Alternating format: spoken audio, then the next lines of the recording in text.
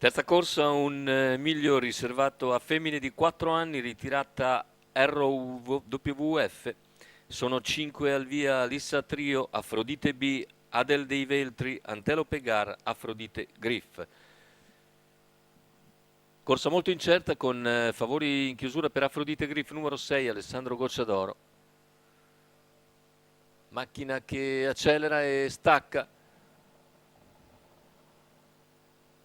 Si avvantaggia Antelope Gar, che deve ancora superare però Adel dei Veltri, che prova a rientrare con il sopraggiungere della curva. Più indietro invece Afrodite Griff. Insiste Antelope Gar, 200 metri molto sostenuti, 13,8, ma Adel dei Veltri rientra all'avversaria, che è costretta così a sistemarsi in schiena.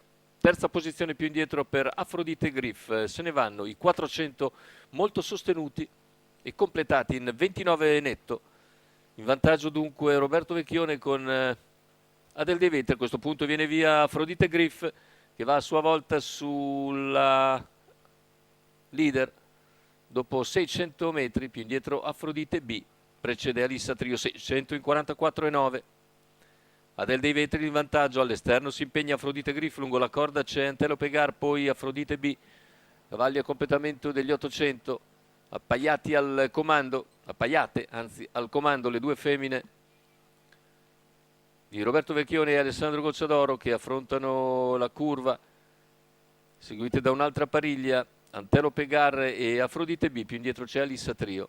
Il chilometro è completato in 1:14,9 con in vantaggio Adel dei Veltri, all'esterno Afrodite Griff, lungo la corda Antelope Gar, poi Afrodite B. Antelope Gar in difficoltà prima dei 400 conclusivi, cerca di ripartire Adel dei Veltri, sempre lì a contatto comunque Afrodite Griff, poi la mossa di Afrodite B che scatta in terza ruota, cavalli al completamento della curva, in vantaggio Adel dei Veltri su Afrodite Griff, Afrodite B che sprinta al centropista, Afrodite B va su Adel dei Veltri, finisce però col confondere l'azione